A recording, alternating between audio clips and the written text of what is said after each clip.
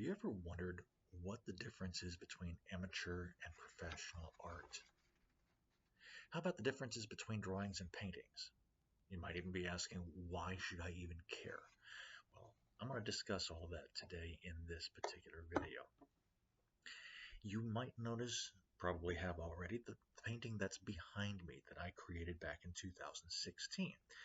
And it's one of my absolute favorites. And even though it's a great painting, it would be, in my opinion, amateur. And you might be wondering, but it's got so much detail in it. I mean, you can see the water flowing behind it. You can see that it's got cliffs and trees in it and waterfalls coming down, different things. But the biggest difference, and the reason I consider it amateurish rather than professional, is because it's sitting on my wall.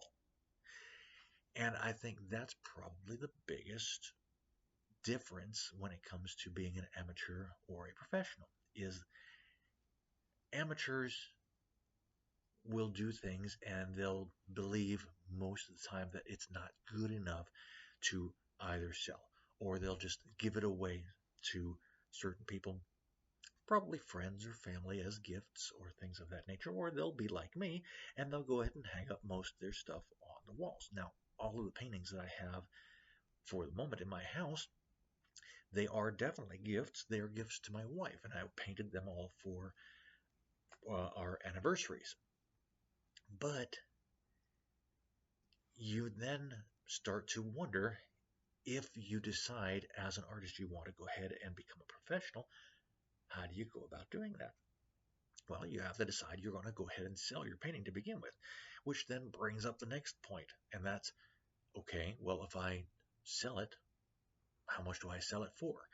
I mean, most artists that I have talked to have several different ways of going about doing it. A lot of them will say, well, you just basically find out what everybody else is selling it for and either give it a little more or a little less depending on how well their art is doing it. So if you got another artist nearby that's selling this particular size painting here, which is about a 26 by 34 inch painting, I believe is what it is, and if they sell it for, say, $300, you might go, okay, well, I can probably get away with selling it for $250, and then go from there. Or if it's in a gallery, you might be able to bump it up to about, say, $450 or $500 even, for that matter. That's if you're going by how much other people are selling it for. Now, there's another way of going about doing it, and I've heard some artists say, well, you sell it by the square inch. You decide that you're going to go ahead and sell it for 50 cents a square inch, or 25 cents a square inch, or something like that, and it still ends up being about the same thing. If I sold it for 50 cents a square inch for this particular painting right here, it would equal out to about $800, maybe a little bit less than that, depending on how much I actually decided to go for it. And that's not a bad price either, if that's what you want to go ahead and do. But it's still not professional. It just means that you sell it. You sell one, you got to create another. You sell it, you got to create another. You sell it, you got to create another. That's not being professional. No. The professional part is where you can go ahead and sell the same painting over and over and over and over and over again. And you probably wondering at this point, what are you talking about, Randy? What I mean is this. I made the one painting once. Now, if I decide to go ahead and sell it, I can sell it at whatever price I want to, but what I would end up doing is hiring a professional photographer to take a photograph of this particular painting, crop it to where you see only the edges from there, frame it itself, and then sell the copy to somebody else. And I might sell the copy for a limited edition price. So, for example, if I were to go ahead and make the same size painting as a copy, I would then go ahead and sell it as a limited edition, one of, say, 500 or something like that. And I can then command the price that I want. If I want to sell it for $5,000 each, I can do so. If I want to sell it for $500 each, I can do so. But either way, if it's let's use the lower number for the moment, okay? If I sell the same copy for $500 and I make 500 of those, that means that I've got $25,000 right there that I could very easily make, assuming that I sell all of those copies. That's being professional right there.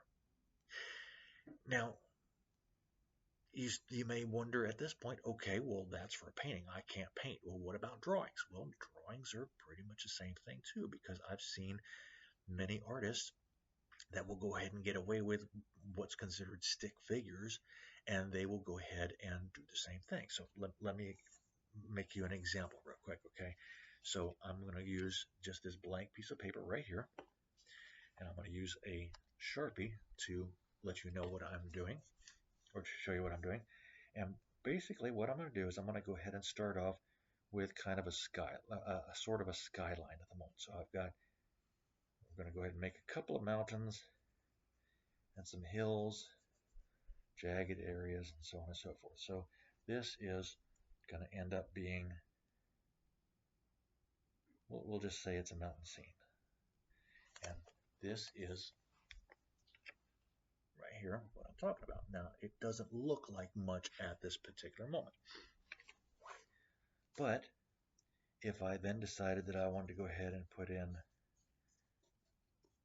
a little bit of background representing the sky, and I'm just doodling at the moment here, okay?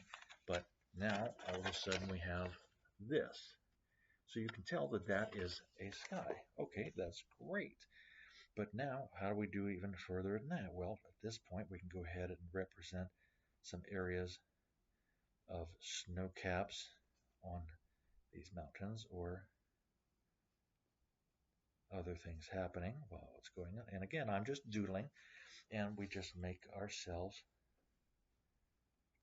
different line drawings so you can see there what I'm talking about. Okay, again, it doesn't seem to be that much right there, so we have to go ahead and give ourselves some trees. Go ahead and just put in a couple of pine trees here. I'll show you what I'm talking about in just a moment, and then maybe some other little things just along the edges of our skyline representing trees. So you can see how we've got the pine trees right there. We got some more things that are representing trees and so on and so forth. Now I'm not going to go any further than that, okay? But that's, of course, your difference between drawing and your painting. Drawing and painting basically boils down to this. When you draw something, you want it to represent much more closely and detailed than you would necessarily a painting. Okay, and before I go any further than that, I'm going to go ahead and say the difference between an amateur and a professional is, of course, that the amateur could go ahead and do that same drawing that I just went ahead and did right there, and give it away as a gift or a little thank you note or something like that. The professional, again, when they finish, they can take a photograph of that, and they can then go ahead and license it out to give to greeting card people, or to bookmark people, or something else where somebody else can go ahead and take that same photograph and print it over and over and over and over again, and the artist gets a royalty off of that. Now, the royalty might not be that much. Let's say the royalty ends up being about 20 cents per copy. Okay, now that doesn't seem like a lot. I mean, 5 copies means you're going to get $1 in doing so. But when these companies make their copies of this, they're not doing it in groups of 5 or 10 or even 100. They're doing it in groups of hundreds of thousands. So if they do let's say they do a minimum run of 100,000 right there at 20 cents a copy, that means all of a sudden you have $5,000 or more straight off the bat that you didn't have before. And that's just for the one run. If they do a lot more over and over and over and over again, you're getting paid every single time they do that. That, again, is the difference between the professional and the amateur in doing so. So painting, like I said, is a little bit different. Painting, you're not looking, for example, to be as precise, to make it look that way. But a lot of people go, well, I can't paint because I can't stay, I can't make it look like it's supposed to look. Well, nobody knows what it's supposed to look like. This particular painting here, in fact, there's basically three different things that I have done in this, and I used a Bob Ross style of painting for this. Okay, and that was what that was. I took the water right here, and I went ahead and just used my paintbrush and went basically side to side, either way, straight back and forth, side to side, to go ahead and represent the water. When I went ahead and did the cliffs, I used a palette knife, and I went ahead and just put some paint on the end, and I scraped it up and down. That's all it was. The painting took care of the rest of the same thing. When it came to the waterfalls, right back in here, I used a brush, and I went one long stroke to the side and then straight on down again to represent the falling water, and just went from there. The grasses that are up there, those actually were stabbing motions where I would go straight into the painting to create that particular thing, and I would just go ahead and use all of those different styles of uses of the knives or the paintbrush or whatever it is, and it came out to look exactly like it did. Now, all I knew about was that it was something that I wanted to try.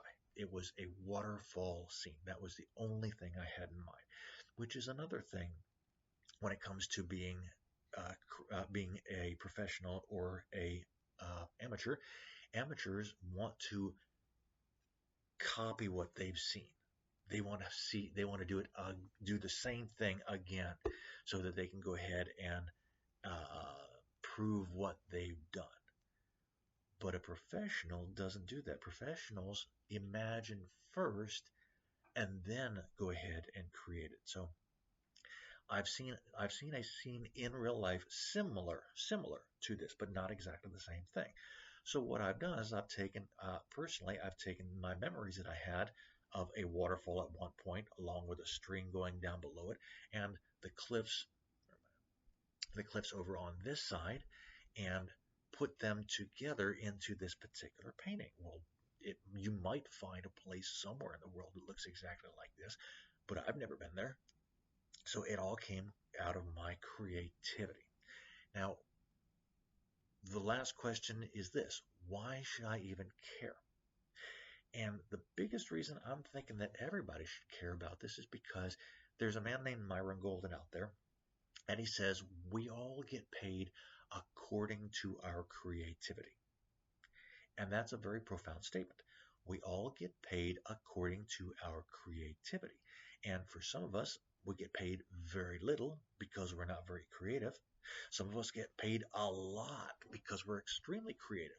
And then some of us decide we're not ready to be creative just yet, or not nearly as creative as we can be, and therefore we get paid whatever we get paid. As we move along in life, now I'm 55 years old at the time of this recording. I'm going to be 56 here at the end of this week. But I have realized that when I first started learning how to draw, back, say, 5 years old, and of course I had my little stick figures that I was going on, had round head, and a stick body, and a couple of arms straight out with some fingers on each side. Of course, my mother was so excited when I went ahead and gave that to her.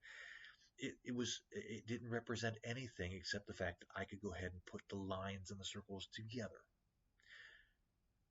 But as I got older and realized, okay, I can do more than that, I can go ahead and create different types of trees and different types of clouds, and I can go ahead and draw little representations of grass.